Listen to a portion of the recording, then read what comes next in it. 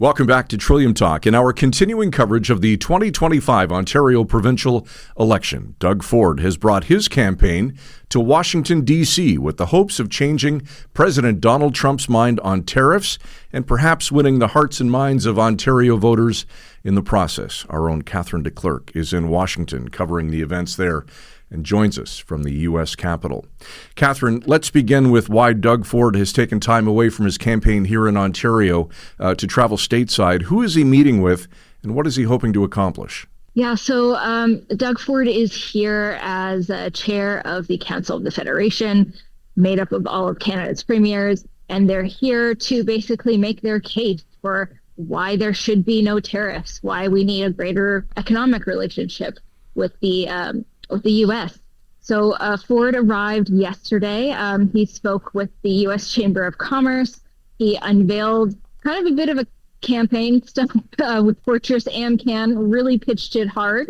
And today he and all of the other premiers are meeting with a bunch of representatives. It's been a little bit hush-hush, but I can say that there are at least 5 different congressional representatives that Doug Ford is meeting with today, as well as a luncheon of of Canadian American businesses. All right, let's talk about that for a sec, Catherine. Ford's really been touting this Fortress AmCan that calls for a greater, closer relationship between the U.S. and Canada. Is his plan gaining any traction, or is it just falling on deaf ears? It depends on who you talk to. Yesterday the crowd was primarily Canadian, as long as a few U.S. representatives who all seemed sympathetic.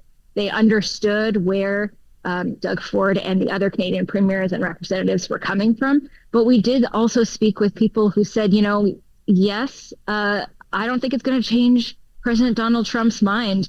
And, there's this idea that we're going to have to feel the pain, I think, as one person put it, before we can pick ourselves back up again and see those tariffs basically get lifted. So it depends. I know that the premiers, as well as other Canadian officials here today, they are optimistic, or at least that's what they're telling us.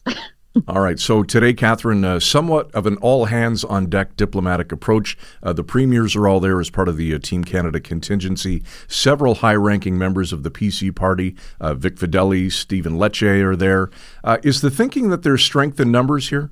Yes, I do think so. We've seen a lot of representatives from Canadian business here as well. So it's not just, politicians. There were representatives from the from FCM here. So some mayors from Ontario made the trek all the way to Washington to make the case. So I think they're hoping that, everyone can meet with as many people as possible, and that will make a difference. All right. Now, Federal Finance Minister Dominic LeBlanc is also there. He's meeting with Howard Lutnick, who is Trump's pick to become Commerce Secretary, and also Kevin Hassett, who heads the National Economic Council. Those are some pretty heavy hitters that have the ear of the president. Is there hope that LeBlanc can pull a rabbit out of his hat? He seems to think so. So we spoke with both him and U.S. Ambassador Hillman earlier today, and they both seemed optimistic. They said that these meetings were basically a continuation of a conversation that started with President Donald Trump at the Mar-a-Lago Hotel months ago. So I think there's an optimistic tone here, and we'll see if this all hands on deck approach pays out. All right. We should mention, Catherine, that as far as the other leaders are concerned today back in Ontario, Mike Schreiner of the Green Party held a press conference a short time ago to unveil his party's platform.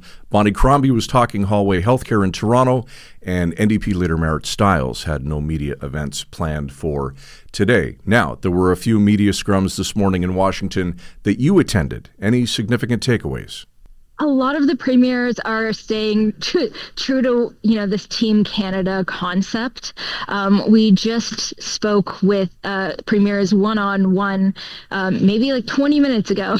And again, there was this optimism, this sense that they're going to be able to convince U.S. representatives to take their side. Saying that, there was also some debate on how that would play out. Doug Ford is pitching this Fortress AmCan concept, which is further integrating our economies with the U.S. And Premier David Eby from BC said, I don't know if that's the best course of action. We should be looking to diversify our economy so we're not as reliant. Whereas in Manitoba, Premier Rob Canoe, he said that, we need continued economic integration, not quite further, but continued. So I think everyone's on the same page, but there may be a few differing opinions as the day goes on. All right, Catherine DeClerq, editor at Parliament Today and part of our team at the Trillium, joining us from Washington, D.C. For complete Ontario election coverage, be sure to check the Village Media outlet in your city. Become a Trillium insider today at thetrillium.ca and watch Trillium Talk every weekday right here from the campaign trail with our team of reporters at the Trillium. For all of us at Village Media, thanks for watching.